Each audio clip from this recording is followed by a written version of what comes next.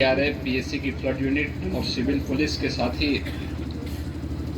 प्रशासन के अधिकारियों को भी लगाया गया है।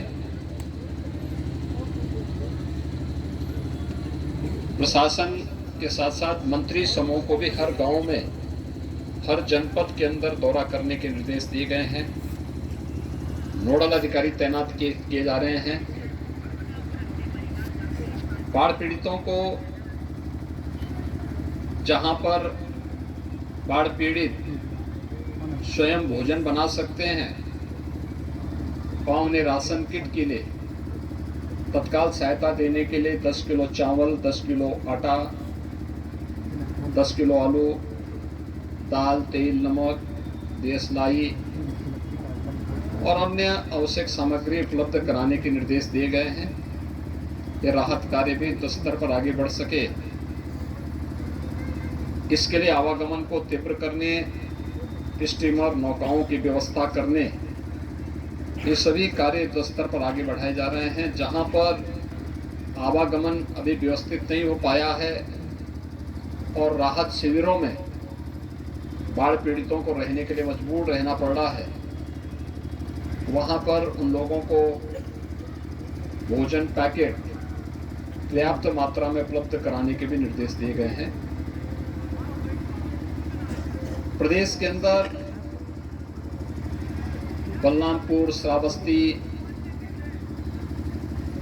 बहराइच, सिद्धार्थनगर, संत कबीर नगर, बस्ती, गोरखपुर समेत लगभग 15 जनपद वर्तमान में इससे प्रभावित है। और आज मैं प्रातःकाल से ही अयोध्या, गोंडा, बलरामपुर, श्रावस्ती, बहराइच इन सभी का दौरा कर रहा हूँ। कल जल शक्ति मंत्री को ही मैंने इन क्षेत्रों का दौरा करने के लिए भेजा था।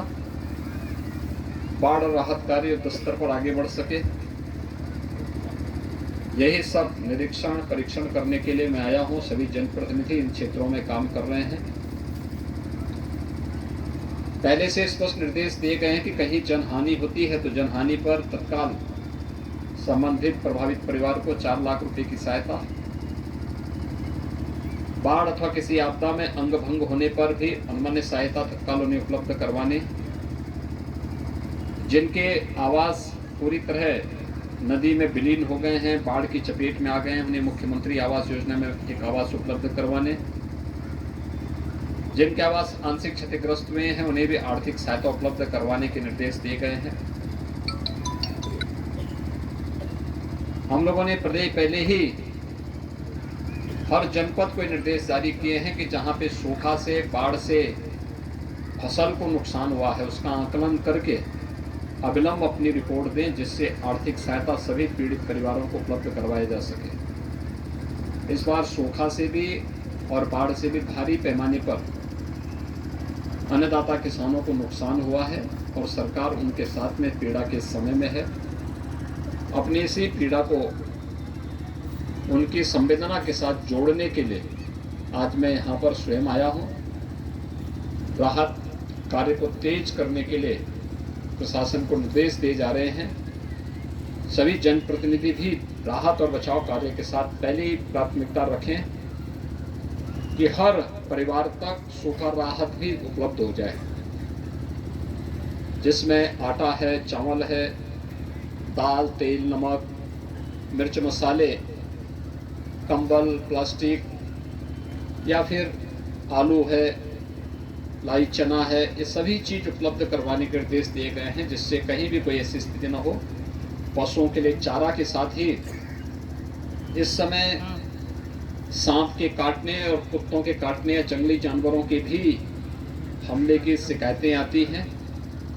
हर स्वास्थ्य केंद्र में एंटी स्नेक वेनम और एंटी रेबीज के इंजेक्शन उपलब्ध करवाने के भी निर्देश दिए गए हैं और हर जरूरतमंद को इस सहायता वहाँ उपलब्ध हो सके, इसके बारे में युद्ध स्तर पर कार्रवाई चल रही है।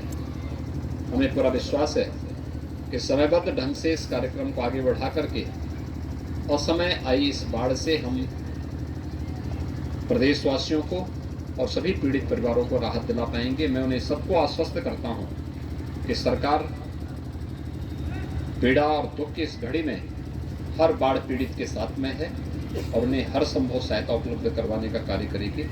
धन्यवाद।